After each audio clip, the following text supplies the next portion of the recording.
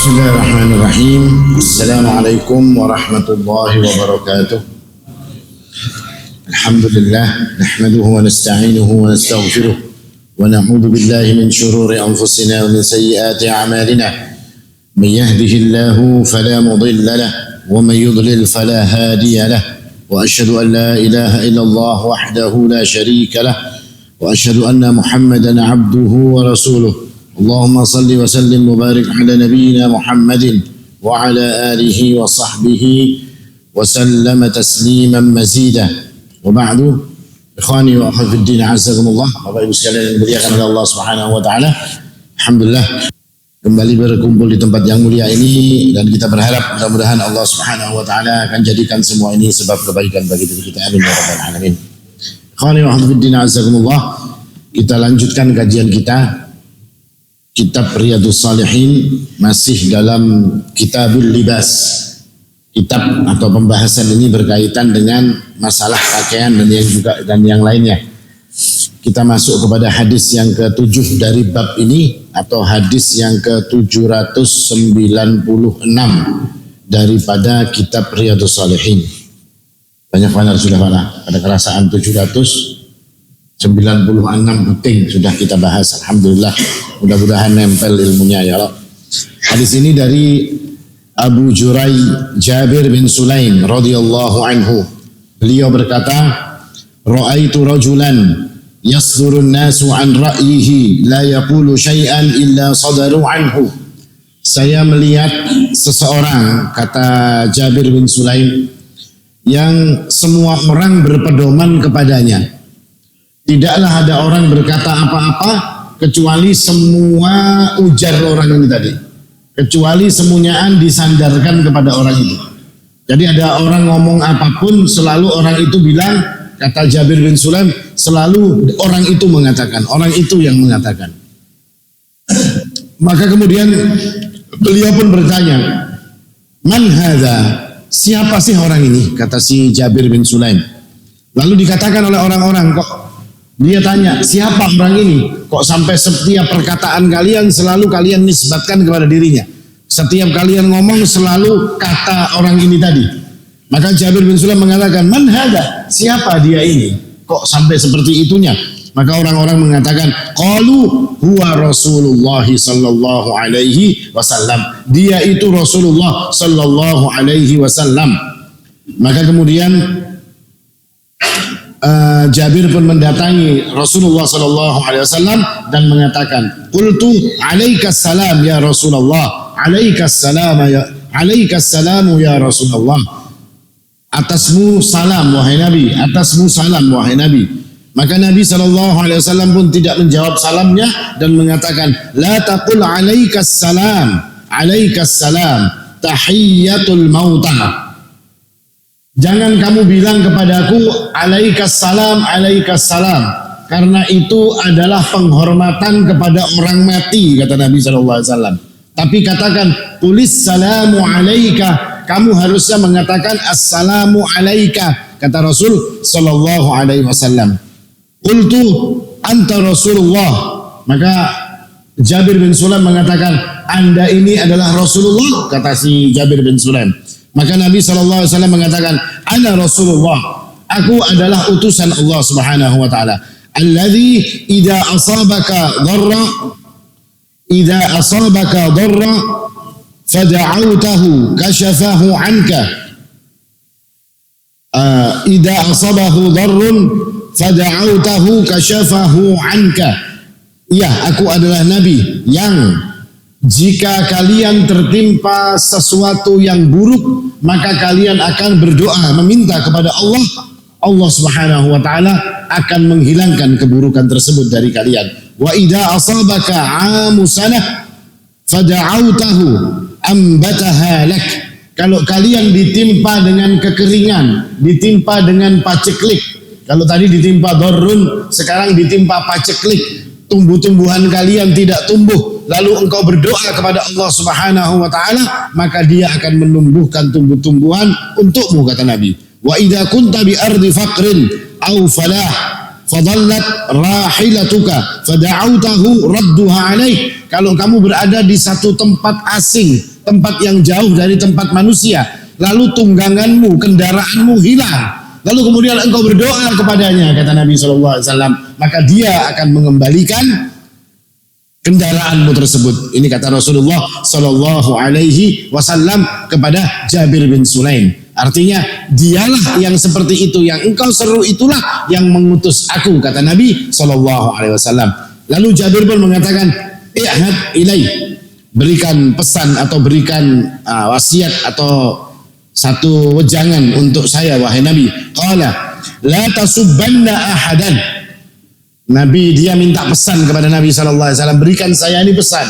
Maka kata Nabi SAW, la tasubbanna ahadan, jangan pernah engkau mencaci orang lain. Siapapun jangan pernah engkau caci, kata Nabi SAW. Lalu Jabir bin Sulaim pun mengatakan, fama sababtu ba'dahu hurran wala abdan wala ba'iran wala syatan. Maka setelah itu, kata Jabir bin Sulaim, saya tidak pernah mencaci orang, meskipun orang itu orang merdeka, ataupun dia budak, ataupun bahkan dia onta, atau bahkan dia seekor kambing pun saya tidak pernah mencacinya.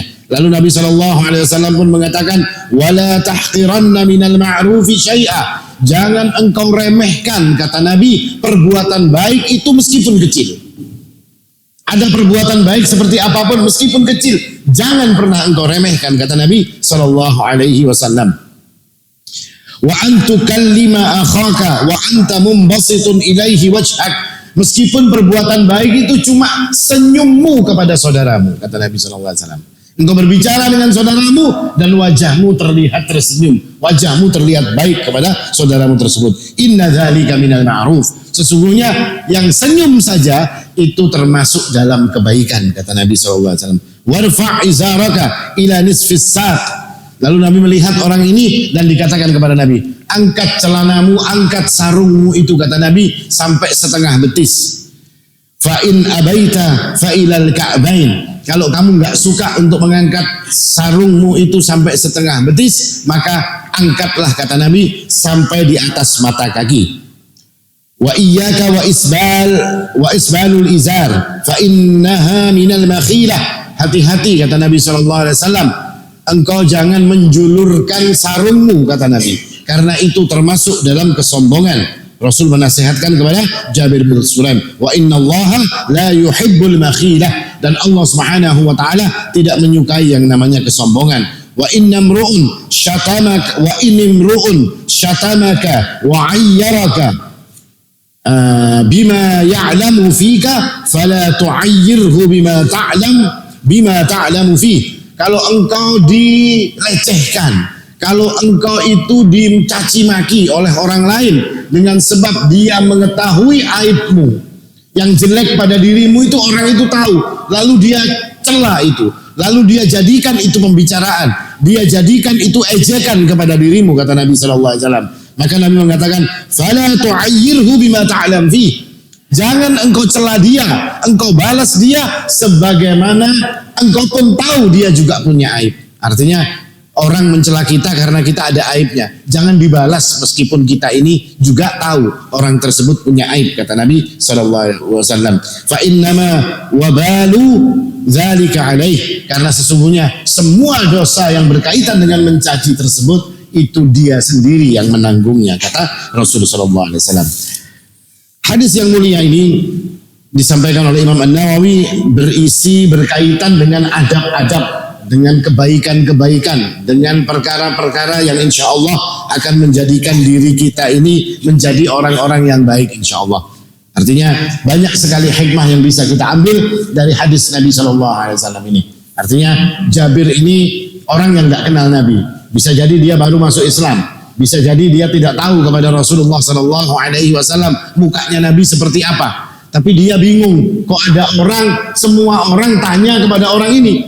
Kok ada orang semua dikit-dikit apa yang dikatakannya selalu kata orang ini. Maka Jabir bin Sulaim ini bingung, siapa orang ini? Kok sampai seitunya semunyaan pandiran harus bersumber dari orang ini? Maka ketika dia tahu bahwasanya itu Nabi SAW, maka kemudian dia pun mendatangi Nabi dan dia mengatakan alaikas salam ya Rasulullah. Dia ulang 2 kali. Tapi Nabi tidak menjawab salam ini. Kenapa tidak dijawab salam alaikas salam? Karena dijelaskan oleh para ulama, Nabi menolak kalimat alaikas salam, dikatakan oleh Nabi tahiyatul mauta, itu penghormatan kepada atau salam yang disampaikan oleh orang hidup kepada orang mati. Apakah seperti itu kalau kita salam kepada orang mati? Itu salamnya orang jahiliyah. Orang jahiliyah dulu kalau ke kuburan atau kepada orang mati atau kepada nenek moyang mereka, kepada leluhur-leluhur mereka akan mengatakan alaikas salam, ya kan? Cuma kepada orang mati. Itu yang dipakai oleh orang-orang jahiliyah. Kenapa Nabi SAW tidak mau menjawab salamnya? Karena mereka ini orang ini, Jabir bin Sulam ini baru ngerti. Jabir bin Sulam ini baru tahu. Ketika dia mengatakan itu, maka Nabi SAW itu jangan dipakai lagi, kata Nabi. Karena sesungguhnya itu salam buat orang mati. Kalau buat orang hidup, kata Rasulullah SAW, salamnya bunyinya assalamu alaika. Ini kata Nabi mengajarkan kepada Jabir bin Sulaim. Tapi apakah alaikas salam itu yang kita pakai sampai hari ini buat orang mati? Ternyata tidak.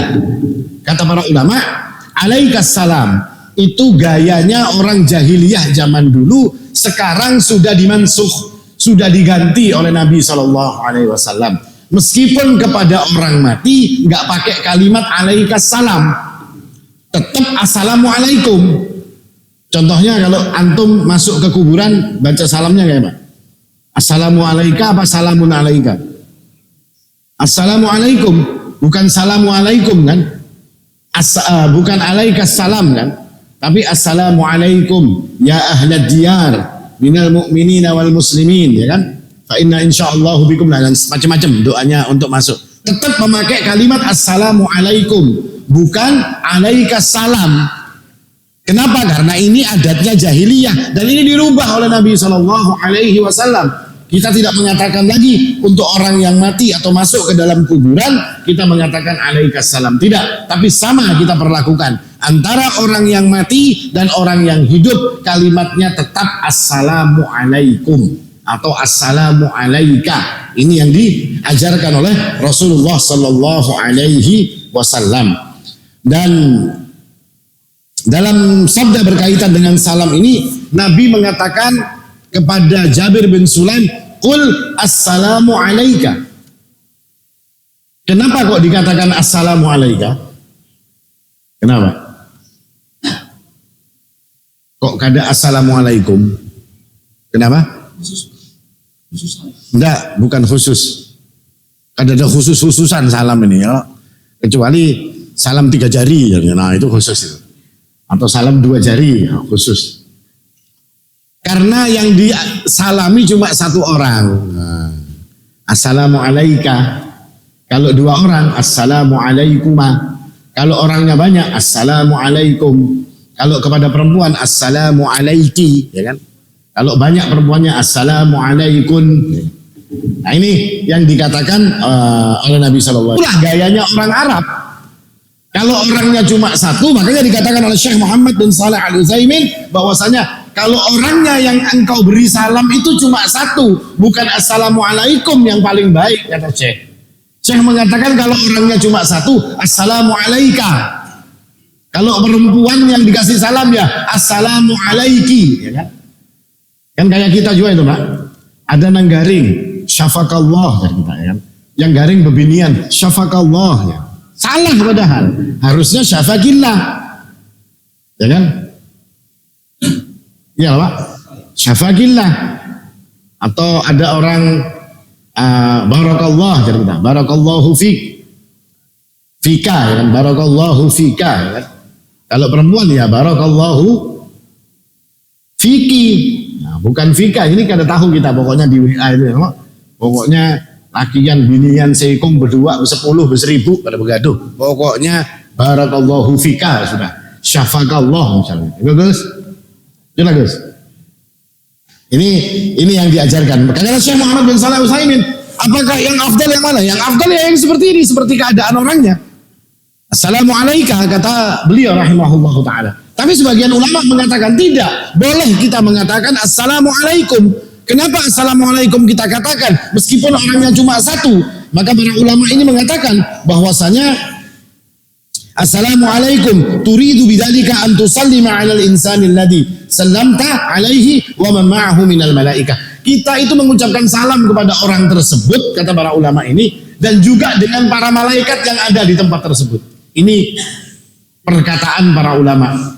Kenapa meskipun satu orang cuma kita bilang assalamualaikum, kita satu dua berapapun tetap ngomongnya assalamualaikum. Kata para ulama, sesungguhnya itu punya makna, kata mereka. Maknanya ngasih salam kepada orang yang ini tadi dan juga memberikan salam kepada para malaikat yang ada di sana. Berharap salamnya itu dijawab juga oleh para malaikat. Wallahu a'lam. Tapi kata Syekh Muhammad bin Shalih Al-Utsaimin, walakin ladzi waradat bihi sunnah aula wa ahsan an taqula assalamu alayka. Tapi yang paling baik, kata Syekh Muhammad bin Shalih Al-Utsaimin, yang paling baik adalah sebagaimana yang datang di dalam hadis-hadis Nabi SAW.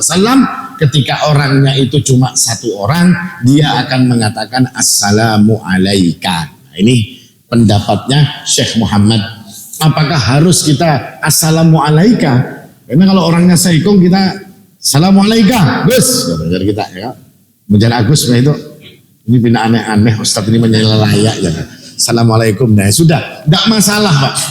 Ini cuma sebagai pengetahuan kita. Artinya satu pendapat ulama seperti itu, mengatakan assalamualaikum. Kita ngomong assalamualaikum ya nggak masalah, tidak ada masalahnya. Bukan terus salah, bukan terus jadi bid'ah, bukan terus masuk neraka gara-gara assalamualaikum, nggak ada juga.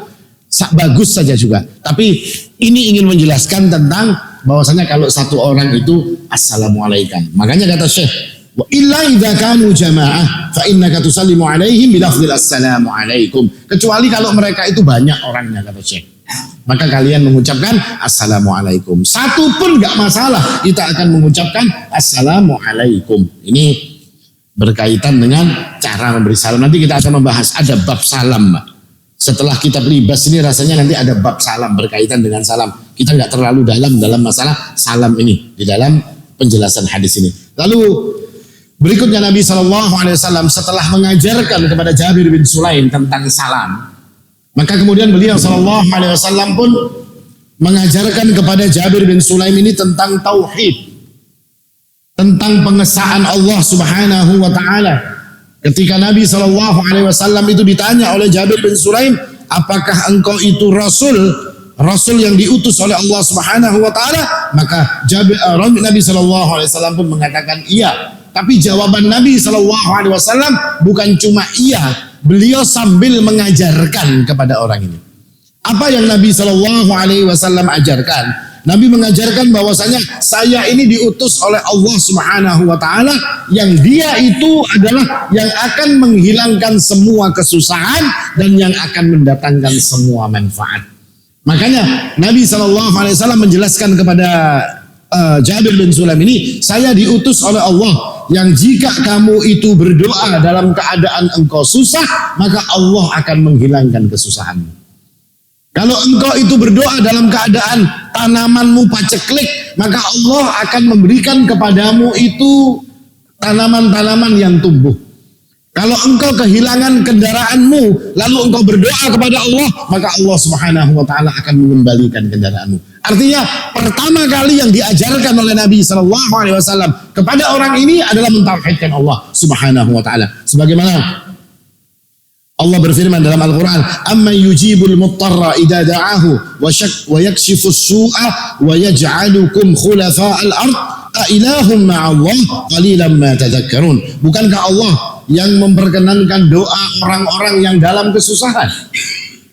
Allah lah yang mengabulkan doa-doa orang yang dalam kesusahan. Wa yaj'alukum khulafa'al ard. Lalu Allah Subhanahu wa taala menjadikan kalian sebagai khalifah, sebagai pemimpin di muka bumi. Semua datangnya dari Allah Subhanahu wa taala, bukan dari yang lain. Tauhid yang Nabi ajarkan kepada Jabir bin Sulaim ini untuk yang pertama kalinya, supaya dia tahu, supaya dia mengerti. Karena orang ini masih ada faham-faham yang berkaitan dengan urusan jahiliyah, maka dibersihkan dulu oleh Nabi Sallallahu Alaihi Wasallam. Nabi katakan masalah salam dihapus oleh Nabi Sallallahu Alaihi Wasallam. Lalu kemudian masalah ketergantungan manusia kepada Allah Subhanahu Wa Taala, mentauhidkan Allah, dijelaskan oleh Nabi Sallallahu Alaihi Wasallam. Nabi ajarkan bahwasanya semua doa yang engkau panjatkan, maka hendaklah dia dipanjatkan hanya kepada Allah Subhanahu Wa Taala. Nah, maka ini pelajaran juga Pak bagi kita tentang doa ini Pak. Namanya doa itu kata Nabi Shallallahu Alaihi Wasallam bahwasanya setiap doa itu pasti Allah Subhanahu Wa Taala akan mengabulkannya ketika syarat dan ketentuannya itu diikuti. Gak ada doa yang gak dikabulkan.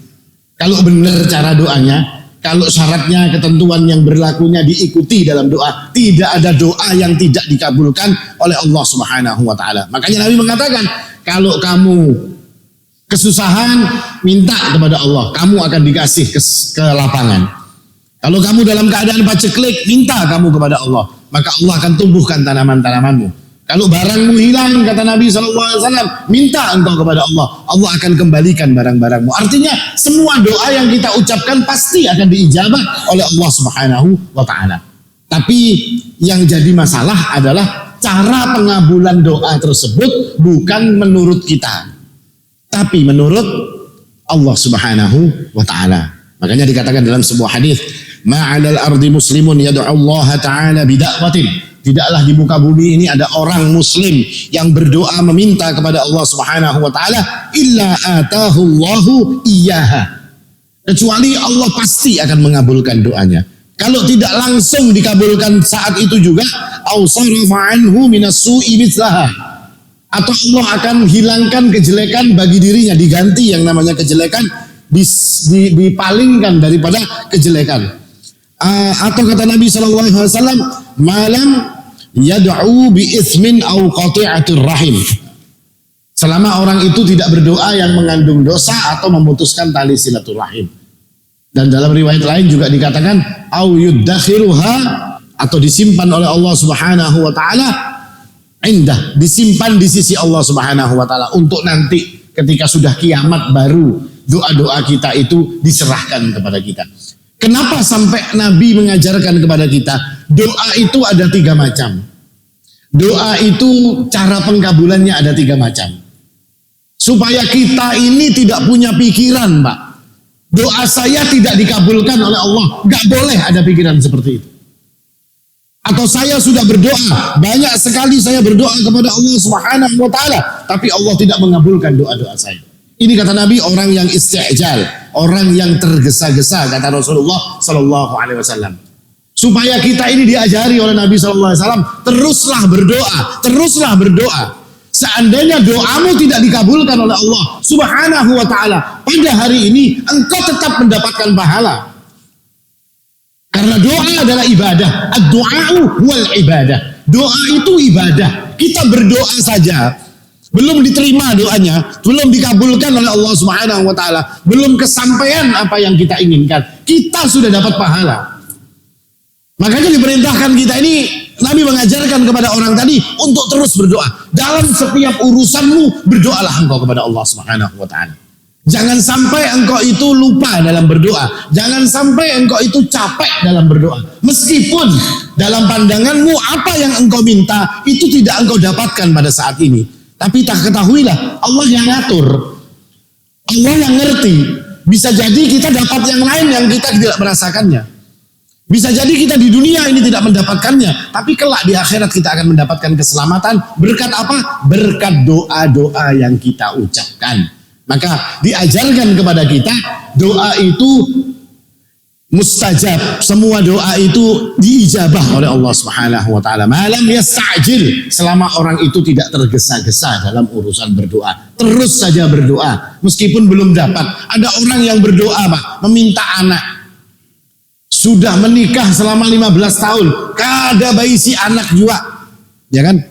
Nang saikung berdoa, ya Allah, anak ulun ini sudah kebanyakan, wahai Allah, ya misalnya. Supaya minta diremkan, tapi makin banyak anaknya misalnya. Allah Subhanahu wa ta'ala yang ngatur semuanya. Dia yang lebih tahu apa yang terbaik untuk diri-diri kita. Maka tugas kita cuma satu, terus berdoa dan terus berdoa. Jangan pernah merasa bosan, karena tanpa kita dikabulkan di dunia ini doa tersebut, kita tetap dapat pahala. Karena doa itu adalah ibadah. Kita ini mengatakan, Pak, ya Allah berilah saya kesehatan, dapat pahala meskipun tidak dikasih sehat hari ini oleh Allah. Tetap kita ini jadi sakit, gak jadi sehat, tetap kita mendapatkan pahala meskipun gak sehat pada saat itu. Karena doanya sendiri saja sudah mendapatkan pahala di sisi Allah Subhanahu wa ta'ala. Nah, ini berkaitan dengan doa, pesan yang disampaikan dalam hadis di atas. Lalu hadis di atas juga mengajarkan kepada kita, kepada Jabir bin Sulaim yang juga mengajarkan kepada kita, la tahqiranna minal ma'rufi syai'ah. Janganlah engkau meremehkan dari perbuatan baik itu sedikit pun. Ya kan? Manusia ini cenderung akan menghargai sesuatu yang besar. Cenderung akan menghargai sesuatu itu yang dia merasa perlu benar lawan yang seperti ini. Tapi ketika perkara-perkara itu remeh, perkara-perkara itu kecil, ya kan? Maka kadang-kadang manusia biasa menghargainya yang seperti itu. Dicontohkan oleh Syekh dalam kitab ini ketika ada orang yang menolong kamu untuk membawakan barangmu menuju ke mobilmu. Biasa aja kalau Pak.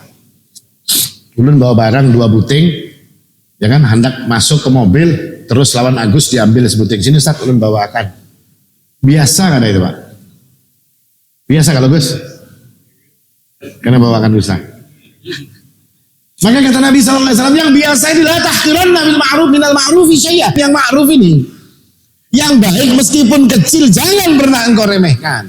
Tahukah kita Pak, saya sering mengatakan ini, kebaikan yang kecil, kebaikan yang remeh, kita nggak tahu, itu bisa jadi sebab kita masuk surga.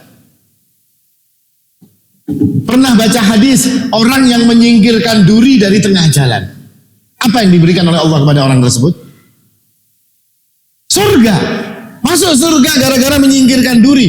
Mungkin kita akan melihat, wah, bayar duri aja disingkirkan. Terbaik undang kalau apa antum anam bangun masjid dari kita. Tapi duri tadi memasukkan dia dalam surga. Masjid tadi belum tentu memasukkan dia dalam surga. Kita baca seorang pelacur yang ngasih minum anjing. Anjing yang dikasih minum, Pak. Bukan manusia yang dikasih minum. Anjing. Anjing itu najis kalau kita kena liurnya. Itu dikasih minum. Dengan sebab itu dia masuk surga. Jangan pernah meremehkan yang namanya kebaikan itu meskipun sedikit. Gak ada yang namanya kebaikan itu akan menjadikan kita celaka. Tidak. Semua kebaikan akan menjadikan kita mendapatkan keberuntungan. Umar bin Khattab mengatakan, katamallahu ridha fit ta'ah. Allah itu menyembunyikan ridhonya di dalam ketaatan kepada Allah Subhanahu wa taala. Abu Dawud rahimahullahu taala, al-muhaddis, imam hadis, itu pernah melihat orang yang bersin di pinggir dermaga, sedangkan beliau sudah berada di atas perahu. Lalu beliau mengatakan kepada sopirnya perahu ini tadi, sopirnya perahu apa Gus? Pilot lah, apa Gus? Nakoda, lain pilot Gus lah. Nakodanya ini ke pinggir bang setumat, ada kawak jar sopirnya, jar si nakoda ini tadi. Gak bisa, perahu sudah mau jalan. Saya kasih kamu uang, ujar Abu Daud. Saya tambahi duitnya supaya engkau minggir setumat. Minggirlah perahu ini karena melihat diberi duit. Maka Abu Daud pun turun dan mendatangi orang yang tersebut dan mengatakan, yarhamukallah. Semoga Allah merahmatimu. Karena apa? Karena bersinnya orang wahin, bayar orang wahin. Maka berangkatlah kapal itu kemudian. Di malam hari ketika semua orang tidur, maka diceritakan dalam riwayat tersebut, seluruh kapal bermimpi Imam Abu Dawud rahimahullahu ta'ala masuk dalam surga. Satu kapal mimpinya sama. Apa yang dilakukan Imam Abu Dawud? Cuma menjawab yarhamukallah. Remeh, gak ada apa-apanya. Tapi jadi sebab itu mendapatkan keselamatan. Makanya kata Nabi, la tahqiranna minal ma'rufi syai'ah. Jangan pernah engkau meremehkan yang namanya kebaikan meskipun kecil. Meskipun sedikit yang namanya kebaikan, jangan pernah diremehkan. Demikian pula, jangan pernah meremehkan yang namanya perbuatan dosa. Karena bisa jadi perbuatan dosa yang engkau remehkan itu yang akan menjadikan engkau celaka dan masuk ke dalam nerakanya Allah Subhanahu wa ta'ala. Seorang wanita mengurung seekor kucing. Kucing ini mati dengan sebab dikurungnya tanpa dikasih makan. Apa yang kemudian terjadi? Masuk neraka dia gara-gara kucing. Diazab oleh Allah Subhanahu wa taala gara-gara kucingnya.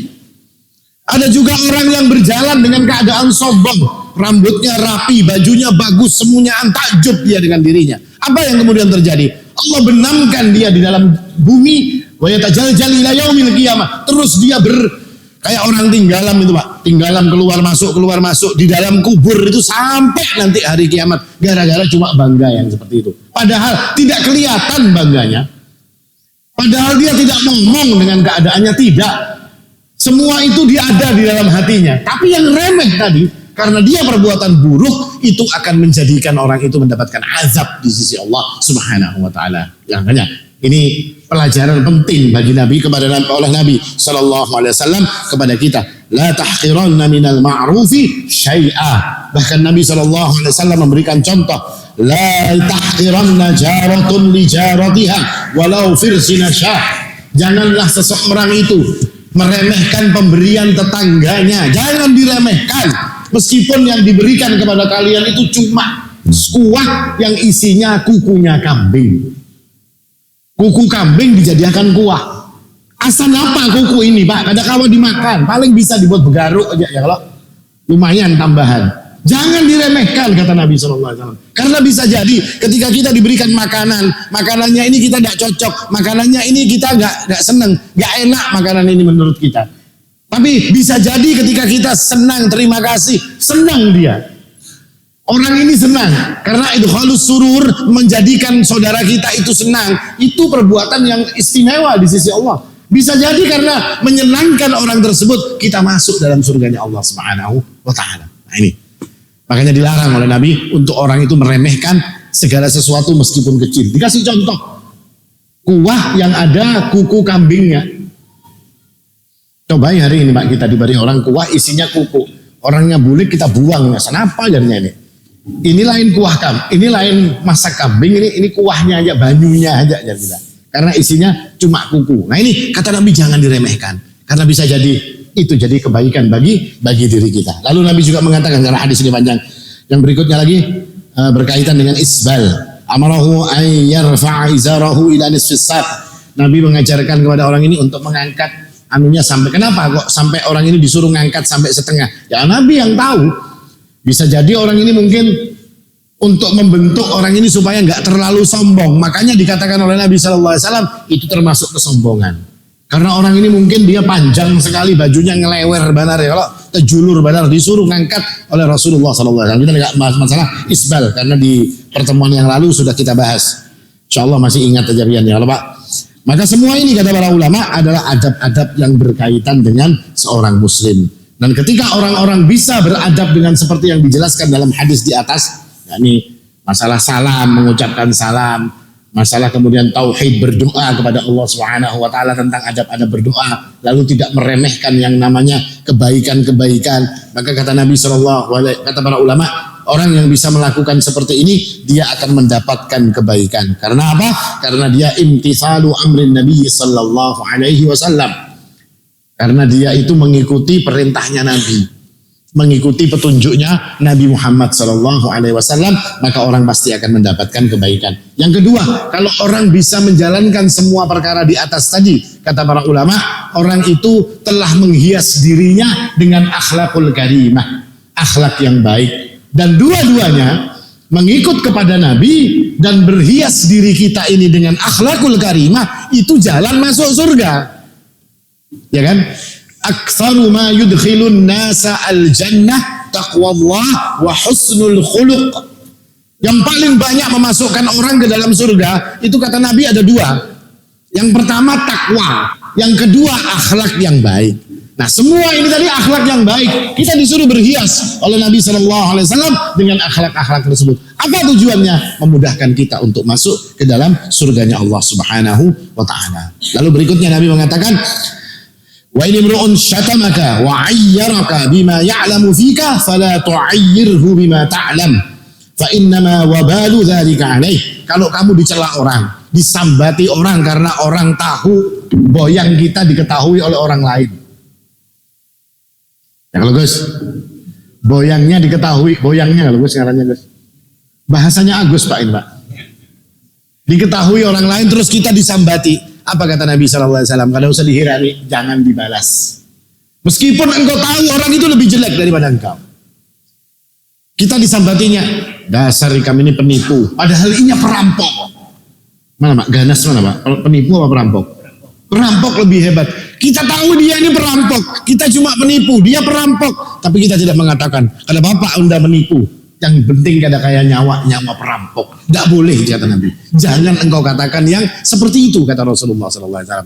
Ketika dia itu mengatakan yang seperti ini, innama wabalu alaih. Akibat daripada ucapan itu akan sampai atau akan dia sendiri yang mendapatkannya, yang memikulnya. Nah ini berat Pak. Disambati orang disuruh berdiam. Berat. Tapi dalam satu riwayat, Abu Bakar As-Siddiq radhiyallahu anhu itu pernah dicaci maki oleh seseorang. Nabi SAW duduk bersama Abu Bakar. Lalu Nabi tersenyum. Sampai kemudian Abu Bakar ini kada tahan lagi, orang ini pindah bermamai terus ya kalau menyambati Abu Bakar, maka Abu Bakar pun membalas cacian orang tersebut. Lalu kemudian Nabi SAW berdiri dan pergi. Abu Bakar pun kaget. Tadi ulun disambati Nabi pindah tertawa-tertawa aja ya. Giliran ulun yang membalas sambatan orang ini, kenapa Nabi malah pergi? Malah nggak senang Nabi. Maka dikatakan oleh Nabi SAW, tadi wahai Abu Bakar, ketika orang itu mencaci dirimu, ada seorang malaikat, malakun yaruddu alaik, malaikat yang membela engkau, kata Rasul SAW.